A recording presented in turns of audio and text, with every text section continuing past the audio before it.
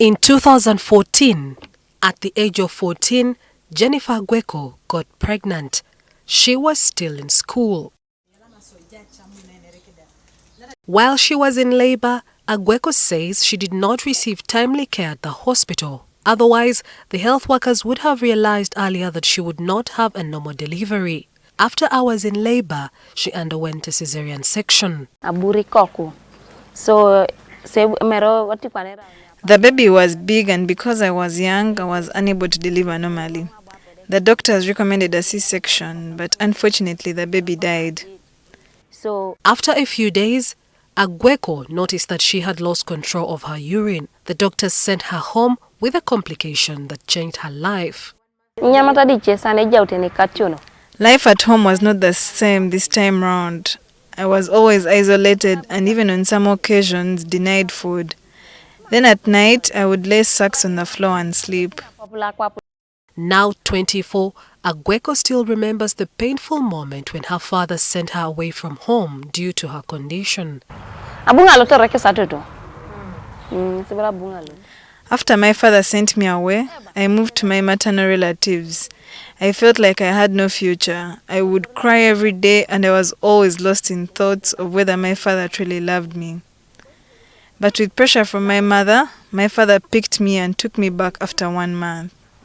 Obstetric fistula is an abnormal opening between a woman's genital tract and her urinary tract or rectum, which often leaves women leaking urine, feces, or both. It is caused by prolonged obstructed labor. Agweko lived with fistula for 5 years. Before chasing her out of home, her father forbade her to seek treatment. He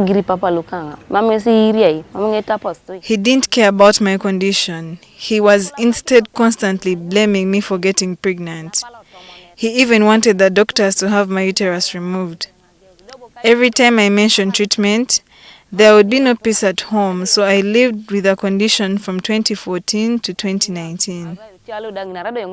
Agweko underwent corrective surgery in 2019 as the first patient of Terewode Women's Community Hospital. Her father escorted her to the hospital. I had to lie to my father that a gentleman had proposed marriage to me and that I couldn't get married with a fistula.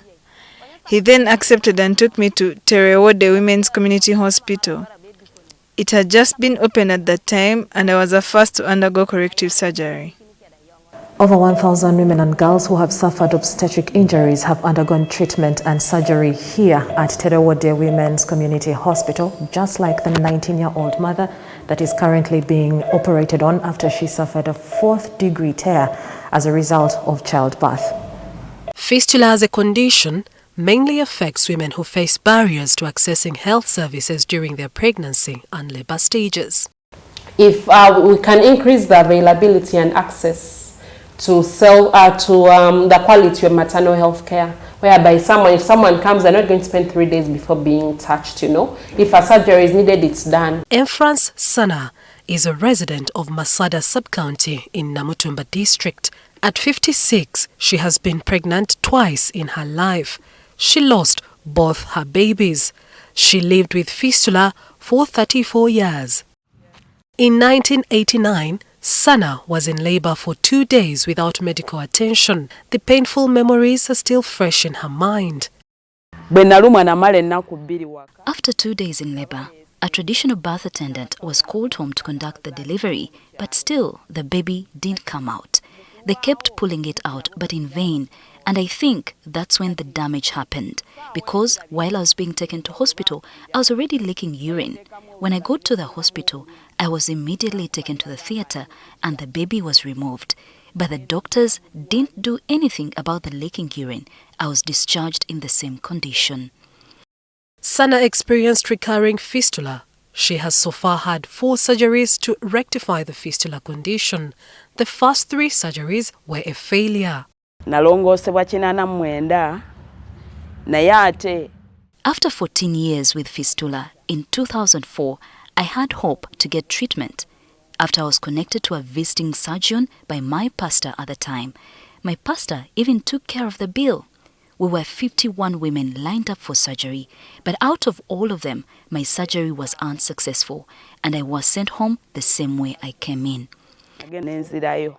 7 years after the first surgery, I went back to the same facility in Kamuli district to the same doctor. Upon reviewing me, he refused to touch me, saying that my condition was unrepairable. I returned home. Shortly after that, a well-wisher recommended that I go to Ginger to get help. On reaching there, it was a similar scenario. The doctor there refused to conduct the surgery. But this time round, I insisted and stayed, and eventually I was operated on. But still, nothing changed. 3 years after, in 2010, I went back to Kamuli to see a doctor, preferably for another surgery.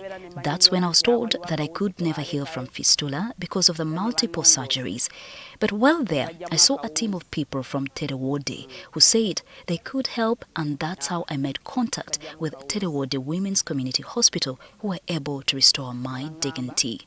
Because some fistulas are so complex, you find the urethra one side, the bladder one side. So sometimes it's impossible to do it all in one go. Fistula is not only a physical condition. Many of the victims suffer traumatic experiences from the stigma they face in their families and in the community. I stopped going to church. I was always at home. Even when the visitors came, I was told to keep a distance from them. This traumatized me so much, and I even thought of taking my own life.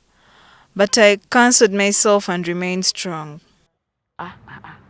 This condition is the worst thing that can happen to a woman. Everyone around me was fed up. They all distanced themselves from me. No one wanted to help me, including my mother. I even had to buy my own utensils to use at home. As a result of the numerous surgeries, Sana experienced secondary infertility. Her biggest regret in life is not having children of her own. Dr. Mary Awono highlights the importance of offering counseling services to victims of fistula. There are lots of those psychosocial needs, so we keep counseling them because they've already come from places where they've had stigma. Integration of the women who have benefited from this surgery is crucial to establish them back into their communities to live a normal life. It's more of empowering them. Many of them have to identify the things that they can be maybe good at, which can bring like an additional source of income to them. Statistics from the Ministry of Health estimate that there are 200,000 women living with fistula in the country, with 1,900 new cases annually. Mildred Pedun, NTV Tonight.